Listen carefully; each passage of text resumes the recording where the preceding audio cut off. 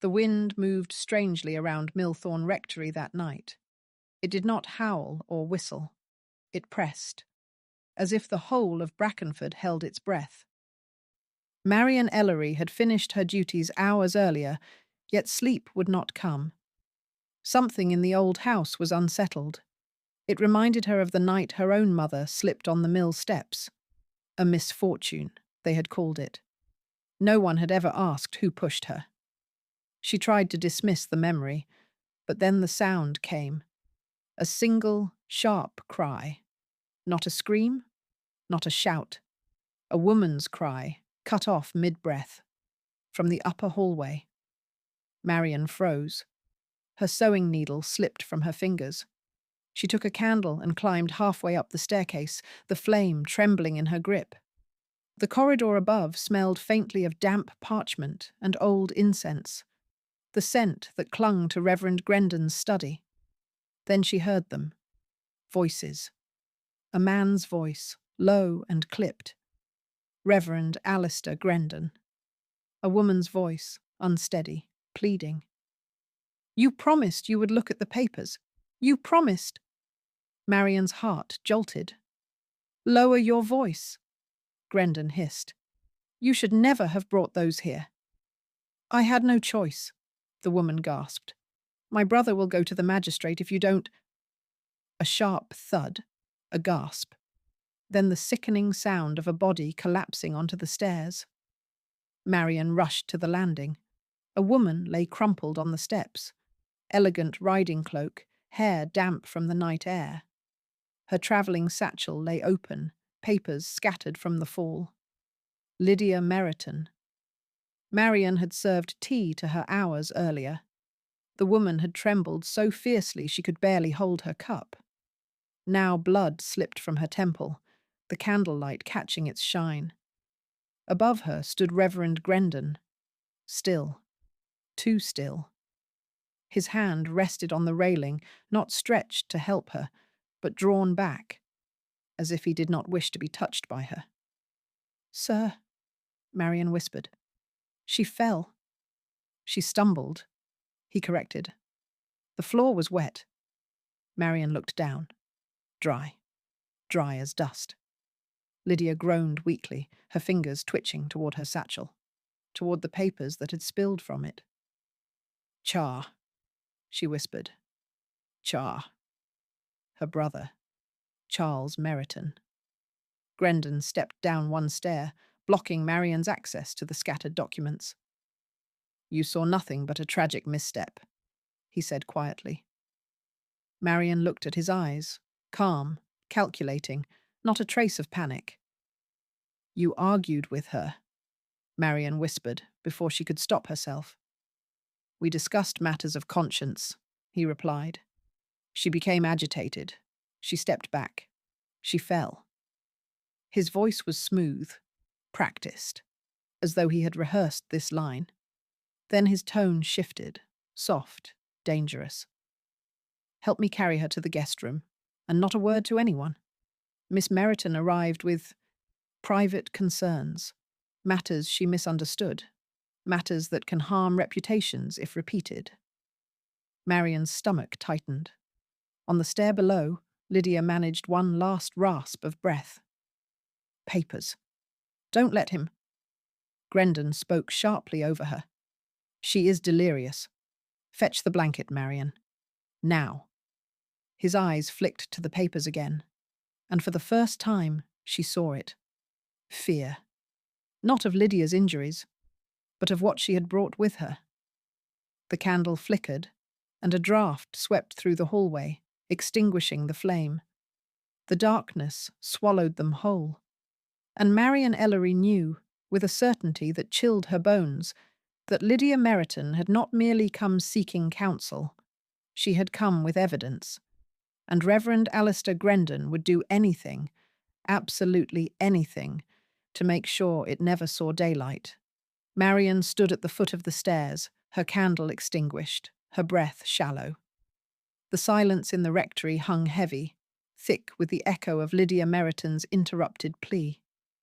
Grendon moved first. "Bring the blanket," he said. Her condition is grave. His voice was steady. Too steady. Marian hesitated. Lydia was still breathing, faintly, but she breathed.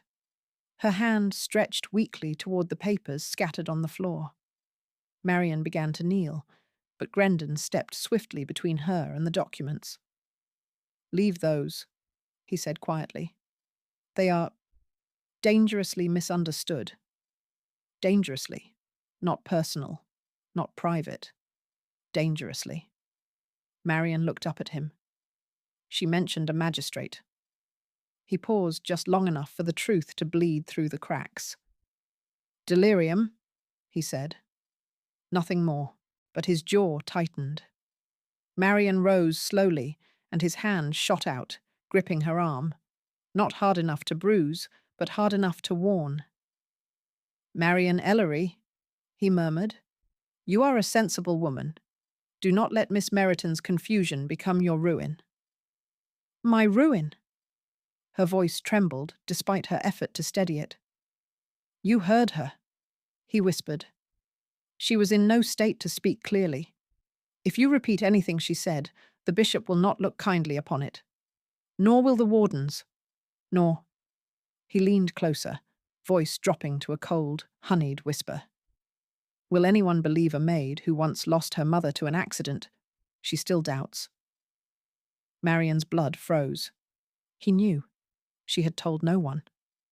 Grendon's eyes softened, almost pitying. "Some burdens remain heavy because we insist on lifting them again and again."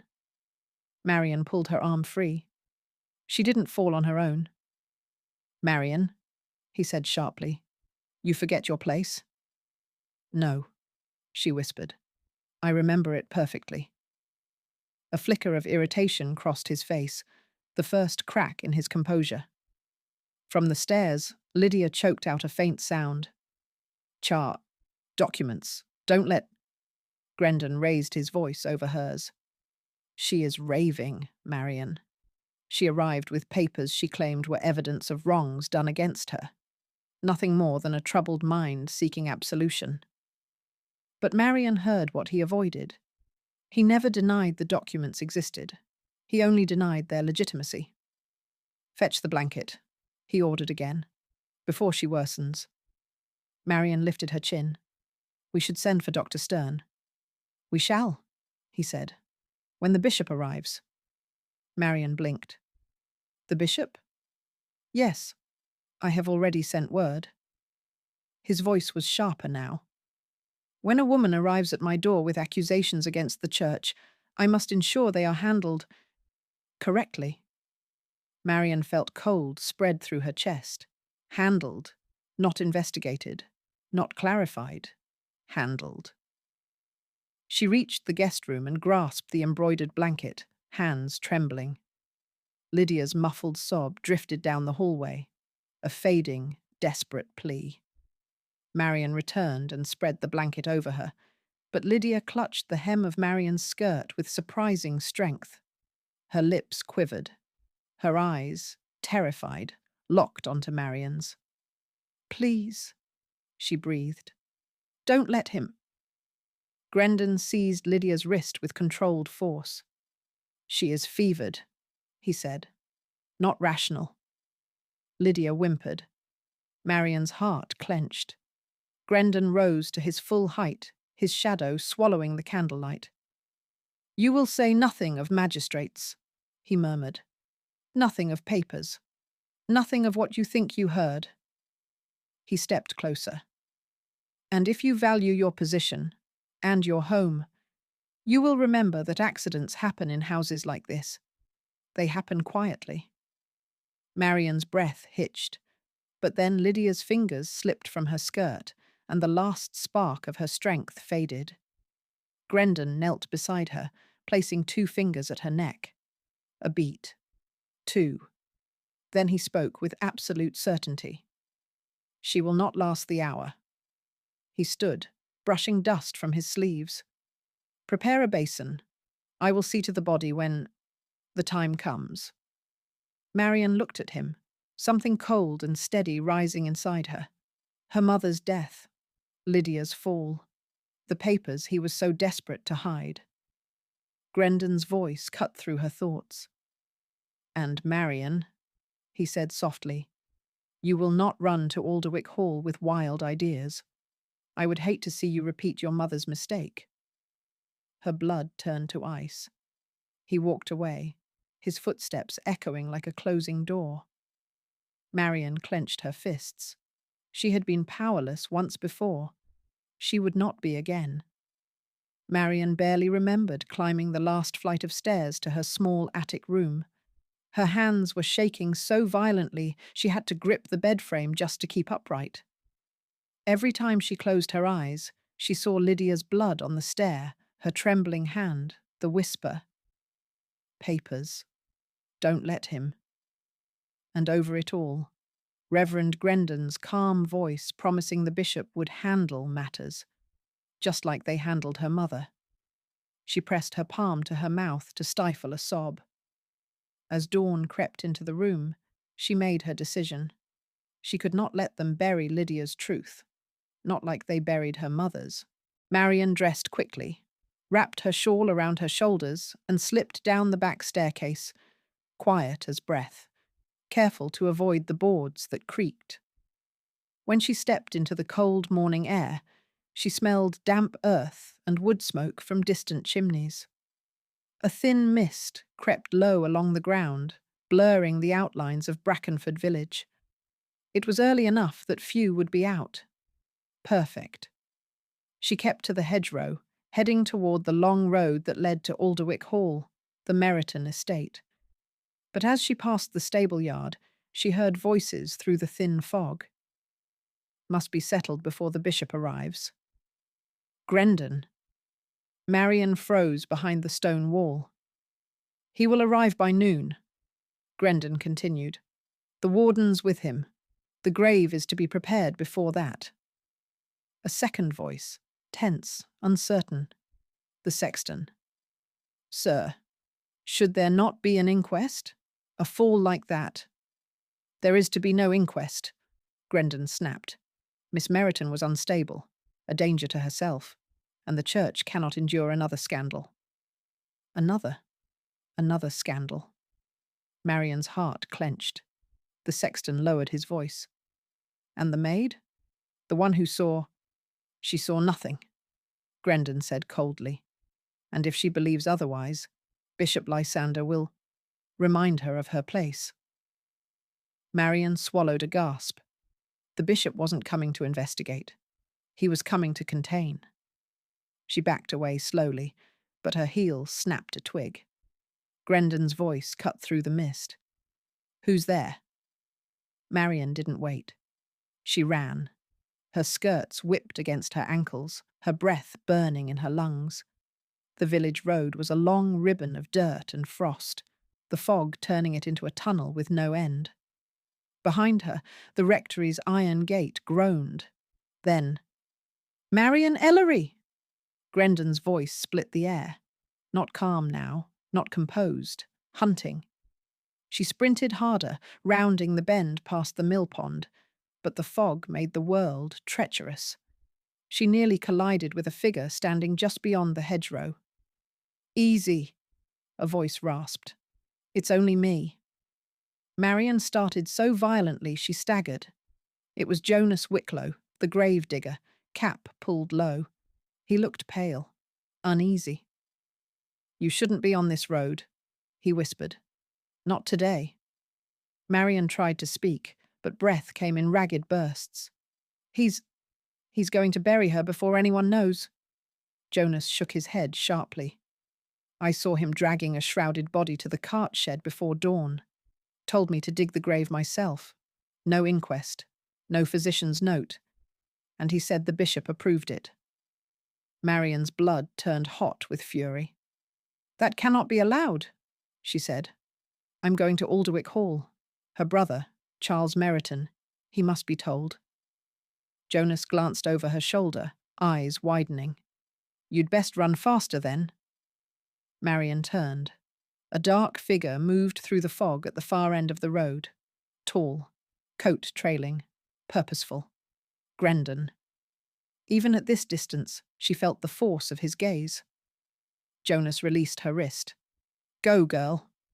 Marian bolted, feet slipping in the wet gravel, hair whipping loose from its pins.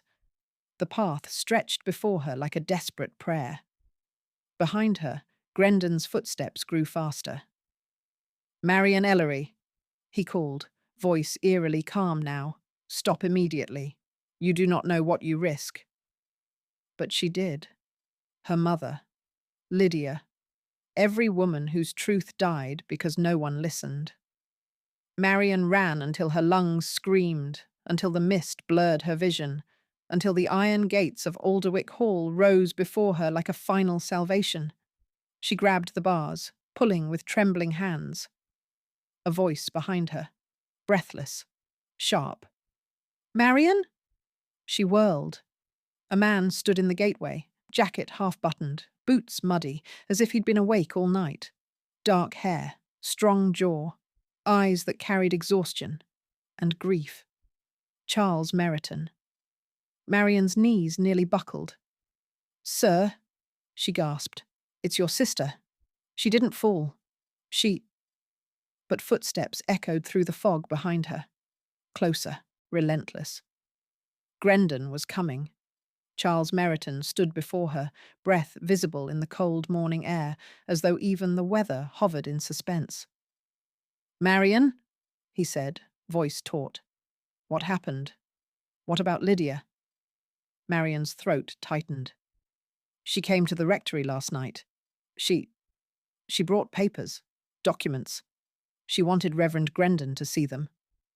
Charles went pale. "The documents," he murmured. "I warned her." He stepped closer, urgency flickering behind his controlled exterior. Tell me everything." Marian forced breath into her lungs. She confronted him. They argued. I heard her say she would go to the magistrate if he refused to help. And then she fell. Charles's expression cracked. Grief first, then a fierce burning anger. Did he push her? Marian hesitated, only because Grendon's voice still echoed in her mind. Accidents happen quietly. He was standing close, she said. Too close. And he was not surprised. Charles closed his eyes as though struck. "She wrote to me," he whispered. "Weeks ago. She said Grendon had deceived her, that he'd drawn her into some holy nonsense about protection and spiritual duty, but it was all a lie." "A lie?" Marian breathed. Charles lifted a weathered envelope from his coat. The crimson wax was broken. "She sent me this letter. She confessed that Grendon had forged a marriage contract between her and a wealthy widower. The dowry would pass through the church." His jaw tightened. "She wanted it annulled. Grendon refused. He threatened her reputation, told her no one would believe her." Marian's skin prickled. Of course. That was why Lydia brought documents? Proof. That was what Grendon feared. Charles's voice dropped, thick with regret. "I should have come sooner. She begged me to." Marian swallowed hard, guilt twisting through her. "You could not have known he would hurt her." Charles looked at her, something raw and human flickering behind his eyes. "I failed her once. I will not fail her again. Will you testify to what you heard? To the truth?" Marian felt a tremor in her bones, the echo of her mother's fall, the years of being told to forget, to obey, to stay quiet. This time she would not. "Yes," she said softly. "I will." Charles exhaled slowly, like a man stepping out of grief long enough to breathe. But before he could speak again, the old oak doors of Alderwick Hall slammed open. A figure stood framed in the morning light. Robes heavy, expression composed. Bishop Rowan Lysander. Behind him, 4 church wardens. Behind them, Reverend Grendon. It was not a procession. It was an ambush. "Mr. Meriton," the bishop called, voice smooth as varnish. You are to return to the rectory at once. There are matters requiring immediate discretion. Charles stared at him. Discretion? My sister is dead. A tragedy, the bishop said quickly, but not one to be exploited by anger or confusion. He glanced sharply at Marian, and certainly not one to be distorted by servants. Marian felt the insult land, but she forced herself to stand tall. The church will oversee all inquiries, the bishop continued. Reverend Grendon has already prepared the necessary statements. Statements? Charles snarled. Before I even arrived? Her death was accidental, the bishop said, louder now. There is nothing more to discuss. Charles stepped forward, fire sharpening his voice. She brought him evidence of a crime. The bishop's jaw tightened. Evidence that does not exist. I saw the papers, Marian said. The bishop turned on her. You saw confusion, a grieving woman's hysteria. You will not insert yourself in matters beyond your understanding. Charles moved between them protectively. Do not speak to her that way. Bishop Lysander's eyes narrowed. You will come with us, both of you. From behind him, the wardens stepped into formation, blocking the doorway, and Reverend Grendon, silent, poised, watched Marian with a faint, chilling calm. It struck Marian then. This was planned. From the moment Grendon sent word, from the moment the bishop summoned the wardens before dawn, from the moment Lydia's body was taken to the rectory chapel for a burial, no one was meant to question. This was not a discussion. It was containment. Charles leaned in close to Marian, voice low. Do not let them separate us. But the bishop lifted a hand. Take the girl, he ordered the wardens. She has spoken dangerously enough. The wardens advanced. Marian's pulse surged. Charles stepped in front of her, fists clenched. Touch her, and I swear before God I will, not yield. For the briefest second, the bishop's mask of authority slipped. He realized Charles Meriton was not afraid of the church, and he had nothing left to lose. That hesitation was all Marian needed. Sir, she whispered to Charles, the letter. Read it to him. Charles reached into his coat. The envelope trembled in his hand, not from fear, but from the storm gathering inside him. Before the bishop could bark another order, Charles tore open Lydia's letter and began to read. Grendon paled. The wardens faltered. The bishop froze. The truth, Lydia's final truth, filled the cold morning air like a blade's edge. Silence fell over the courtyard of Alderwick Hall as Charles Meriton read his sister's letter aloud, each line slicing through the bishop's composure like a blade of truth. Reverend Grendon forged a marriage contract in my name. He meant to claim my dowry for the church. When I threatened to expose him to the magistrate, he vowed no one would believe me. If anything happens to me, it will not be an accident. When Charles finished, the wardens stared at one another, uncertain now, shaken. The bishop swallowed hard. Mr. Meriton, forged documents are grave accusations. Anyone could have written that letter. It is her handwriting, Charles said. You know it. You read it yourself when she taught at the parish school. The bishop's mouth opened, closed. He had no answer. Reverend Grendon finally stepped forward. His voice was smooth, but his eyes darted with a trapped man's desperation. The lady was emotional, unwell. She misunderstood her own estate papers. Charles drew out the slip of parchment Lydia had included, the forged marriage contract itself, its wax seal altered, the signature clumsy. Unwell? Charles growled. This seal belongs to Lord Fenton of Westmere. He confirmed yesterday he never signed it. The bishop's colour drained.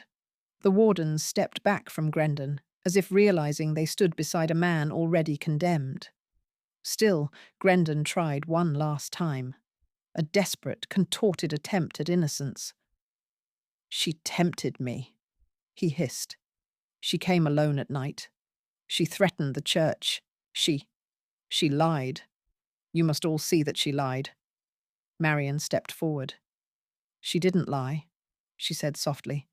"She tried to speak. Her last breath was your fear spilling into the open." Grendon turned on her, face twisted. "You," he spat. "You dared twist what you saw. You dared stand against a man of God. You worthless—" Charles moved so fast, the wardens didn't react.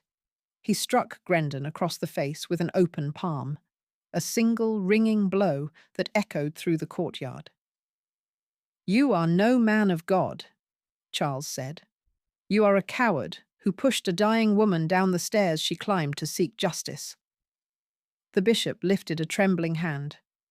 "Reverend Grendon, you are hereby suspended from holy office pending immediate civil inquiry." "No," Grendon whispered, backing away. "You can't—" One of the wardens stepped behind him, seizing his arms. Another removed the clerical collar from his neck. He thrashed, wild and unhinged, shouting incoherently about lies and spiritual warfare and ungrateful parishioners. No one listened. For the first time, his voice carried no authority at all. Marian inhaled slowly, the air sharp and clean, as if the whole world had been holding its breath until this moment. Charles turned to her. "Miss Ellery," he said quietly, "your courage brought the truth to light." She shook her head. "I only did what your sister asked." He looked down, emotion breaking through the soldier's mask. "She trusted the wrong man," he murmured, "but she chose the right witness." The bishop cleared his throat, shame softening his tone. "There will be a full magistrate's inquiry. Miss Meriton will receive proper burial rites, and her letter will be preserved in the diocesan archive as evidence." Charles nodded once. It was enough for now. 20 years later, spring in Brackenford arrived with a gentleness the village had not seen in decades. Children ran through the churchyard, daffodils bowed in the breeze, and the shadows beneath the yew trees had grown lighter with time. Marian Ellery, her hair silvered but her spine still straight, laid fresh violets at the base of a modest stone. Lydia Meriton, 1881 to 1901. Truth outlives, silence footsteps approached. Charles Meriton, older now, weathered by years and softened by peace, paused beside her. "She would be proud of you," he said. "I only spoke," Marian murmured. "And because you spoke," he replied, "you changed the fate of my family." They walked together toward the chapel gate, passing the old steps where Marian had once been told to forget what she saw. The stone was smoother now. Time had worn at the scars, but Marian had not forgotten. Charles stopped beneath the oldest yew tree, its branches whispering overhead. "I sometimes wondered," he said quietly, "if truth was worth the destruction it caused." Marian looked toward the church windows, glowing with late afternoon sun. "Truth doesn't destroy," she said. "It reveals what was already broken." He smiled, a rare, honest smile. "And what of justice?" She touched the bark of the yew tree, its surface warm from the sun. "Justice," she whispered, "walks slowly, but it always finds the door left open." A breeze rustled the branches, scattering petals across the grass like blessings. Marian closed her eyes, letting a peace she had waited half a lifetime for settle in her chest. Because at last, after so many years, she knew the truth. Some deeds refused to stay buried, some voices refused to die, and justice, though buried once beneath silence, always finds its way back to the light.